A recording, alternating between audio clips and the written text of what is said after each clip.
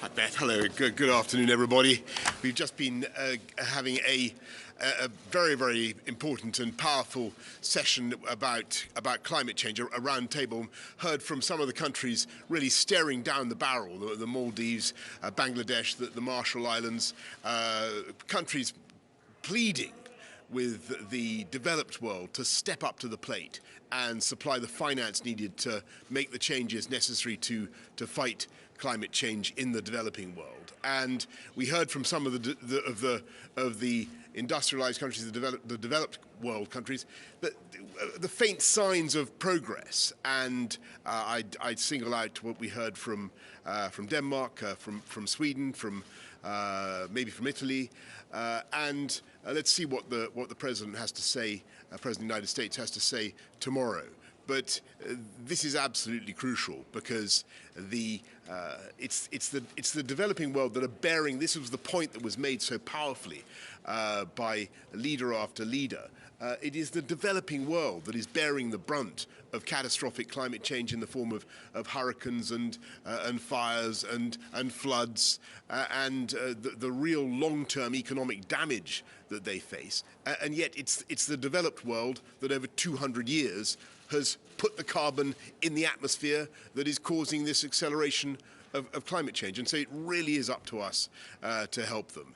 And anyway, the arguments were made very powerfully, and we have to see where we get to in securing that 100 billion.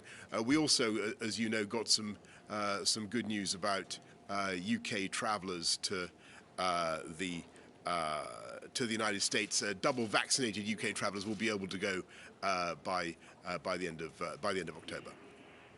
Prime Minister, we're very used to global leaders gathering annually to talk about climate change, but we've also this year seen firsthand the dangers of global warming with terrible floods and fires across the continents. Are we now at an inflection point? I think that Glasgow COP26 is a turning point for the world, and it's the moment when we have to grow up and take our responsibilities. I think we go through, a period of glorious indifference about the world. We've been through that. We've been through our childhood, if you like. We now got to realise that this is a problem that requires grip, and there are changes we're going to have to make. But people should be optimistic because we can make these changes whilst encouraging the creation of literally millions of high-wage, high-skill jobs. We need to move from old hydrocarbon technology into new, clean, green technology, and that is fantastically promising. And as you can see with the current problems with some of the hydrocarbon shortages in around the world caused by the resurgence of the global economy, we need more than ever to move to security of supply for clean, green sources of energy. Prime Minister, on the 100 billion climate fund, you said last night that you had a 6 out of 10 chance of delivering this before COP in November. Yes. But this morning, President Biden's special climate envoy, John Kerry, said, and I'll quote him, "I think we're going to get this done." And he told us to stay tuned for the President's speech. So what are your odds now? 9 out of 10? 10 out of 10?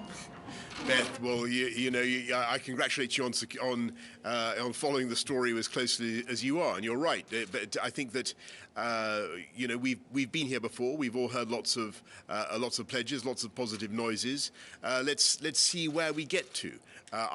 We're not counting our chickens here, Beth. We're not counting our chickens. We want to see where we get to. We've made a lot of progress in Carbis Bay. The numbers are increasing at the G7 summit in Carbis Bay. The numbers are increasing. We heard some promising commitments from our friends in Sweden, in Denmark, Italy, and others, the EU. But the United States is crucially important. Game changer if President Biden adds more funds, isn't it? It will make a huge difference, and I think it will send a massively powerful signal to the world, the developing countries that I've just been talking about, that we in the industrialized West really do take it seriously, and we really are willing to step up to the plate and help them. But what you also heard from those countries is a desire for concrete programs to help them with the green technology, and that we've also got to do. On the travel ban, great news that UK citizens will be able to come to the US if they're double vaxxed. But on the way over to the US, and I'll quote you directly, you said, "I have to warn you, I don't think we're necessarily going to crack it this week." Again, as on the timing of the withdrawal from Afghanistan, it seems like you've been caught out by a president acting unilaterally. Well, actually, I think what most fair-minded people would say, Beth, is that we've made a lot of progress. on getting people to double vaccinated people to be allowed to travel to the United States. They'll be able to get there by Thanksgiving. That's a great thing. I thank everybody in our joint working group, the US-UK joint working group, who've been hard at it. And I thank the President for the progress that we've been able to make. Yes, we have done it faster than we expected, but that's thanks to the hard work of our teams. I also think it's thanks to the high levels of vaccination that there are in the United Kingdom and the very reassuring levels of immunity that there are now in the United Kingdom. It's not perfect, and I could just seize this opportunity, by your leave, Beth, just to remind everybody that the 5 million who still have not been vaccinated, there's no time like the present. Go get your jab. You won't regret it. Thank you. Prime Minister, with the gas supply crisis, people back home are terrified about the energy prices going up. But if you're maintaining the price cap, how are you going to prevent energy businesses from going under? What concrete steps will the government take to prevent firms collapsing, or are you going to leave it to the market?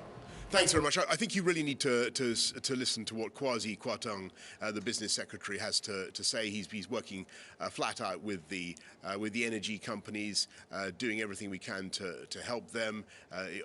Clearly their business model has been badly affected when the wholesale price massively increases, spikes in this way, and they have loads of customers on fixed retail prices. Then it's very difficult. But we're working very hard to find a way through, also to try to keep a steady supply of gas. But I want to repeat what I said yesterday. What you're basically seeing is it's like when there's been a serious frost in your house and all the pipes are frozen. Then the big thaw comes, and that's when you have the problems and the leaks and all the difficulties. And that's really what's happening to the global economy. It's unthawing very rapidly. It's unfreezing very rapidly, I should say. It's thawing very rapidly, and you're seeing problems in the supply chains. Very strong demand for gas around the world is producing this phenomenon, but we're going to fix it. Thanks. And you said the UK's relationship with France is indestructible, but now Defence Secretary Ben Wallace has been snubbed by his French counterpart, Florence Parly. Isn't it true that the new AUKUS pact has caused real damage to relationships with France, and how are you going to patch things up with Paris? I just repeat what I said to everybody yesterday. Our relationship with France is incredibly important. It is historic. It goes back a long time, and it is founded on shared values, a shared belief in democracy. We work together around the world. The UK and France are shoulder to shoulder in the Sahel. Fighting terrorism in the Sahel. We're shoulder to shoulder in the Baltic states, in NATO's largest current mission. And it's an extraordinary fact. There is one other country in the world with whom we share a program to do simulated nuclear testing. Which country is that? It's France. The UK and France have, I believe, a very, very important and indestructible relationship. And of course, we'll be talking to all our friends about how to make the AUKUS pact work so that it's not exclusionary, it's not divisive, and it really doesn't have to be that way. This is just a way of the UK, the US, and Australia sharing certain technologies because that is the sensible thing to do in the world in which we find ourselves. But that does not in any way mean that we wish to be adversarial towards anybody else or exclusive or crowding anybody else out. Okay? Thank you very much. Yes, yes. What do you say to the developing world when you ask them about coal? Funding is one thing, but to ask them to cut coal when countries like the United States and the United Kingdom built their economies on fossil fuels, how do you convince them to do that? And China technically is still considered developing world here at the UN. What's your message to them, and do you feel like it's what's their response? You can do it, is what I say. I mean, first of all, I accept your premise that, you know, we're the guys who created the problem, and you know, the Industrial Revolution started in more or less in our country, in the iron and coal fields of the Midlands and elsewhere. That's where it began. And ever since then, for 250 years or more, we've been pumping this stuff out. And so, of course, I understand the feelings of injustice in the developing world and the passionate appeals we just heard from Costa Rica, the Maldives, and other countries just now. But what I say to them is, yes, that's why we've got to get the funding to help you to make the progress that you need, and that's why the $100 billion is so important. And if Beth is right, then let's hope there's progress. We'll watch it very carefully. But the second thing is that you can do it. You can transit away from coal. And the UK itself, I think, in 2012, 40% of our power came from coal. It's now less than 1%. When I was a kid, it was 70%. And that's partly because of gas, but it's mainly because of the arrival of clean, green renewables on a scale that we never dreamt possible. And it's bringing that imagination to bear on the problem that I think will make all the difference. Prime Minister, Okay. what do you make of their plan to swap their debt, vulnerable countries swapping their debt to climate resilient projects? I thought that was the proposal from Colombia and others. I thought that was an extremely interesting proposal. I think that the MDBs need to look at that, and what I think we need to do is we need the MDBs and the developed nations to focus on the individual requirements of the countries that are making the transition, and to work out how by concrete financing means we can leverage in the private sector, leverage in investment in clean green technology, because that is going to make the difference. The MDBs, development aid, all that on its own is not going to fix this. It's got to be the private sector that comes in as well, and that's what I think we should be focusing on. Thank you, everybody. I'd love to talk to stay all afternoon, but I've got to go. Thank you.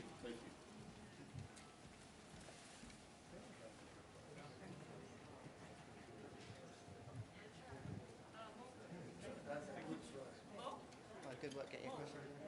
Oh, do you want the sanction for the SG? We're going to leave them for when the LG comes Was and it? drop. Yeah, we'll leave them when the LG comes. No, but I said you will not.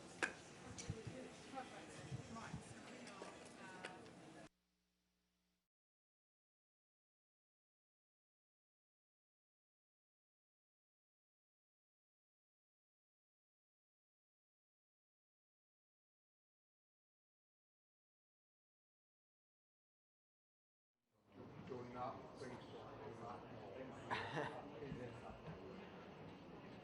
No problem.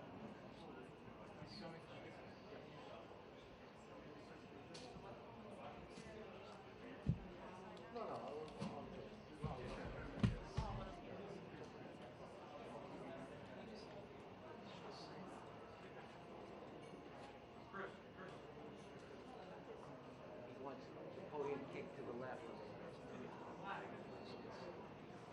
You want it?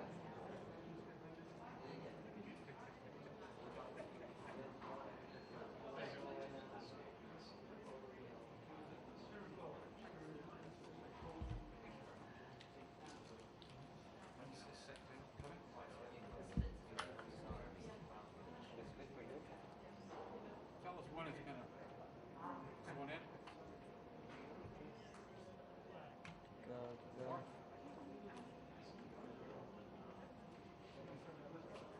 That one a little more. Keep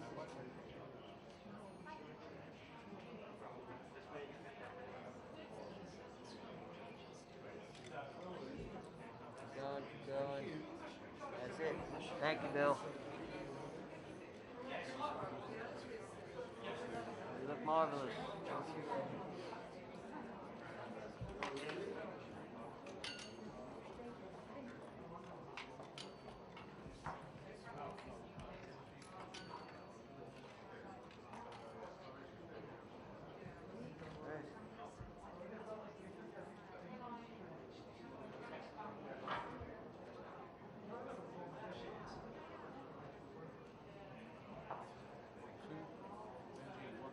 four, five.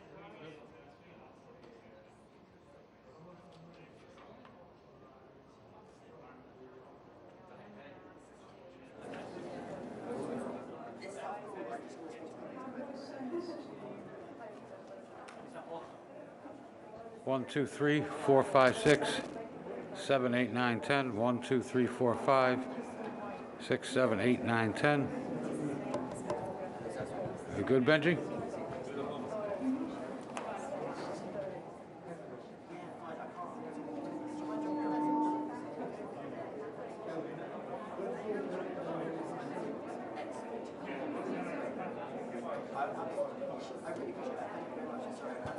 Two, three, four, five, six, seven, eight, nine, 10. 1, 2, 3, 4, 5, 6, 7, 8, 9, 10. You good?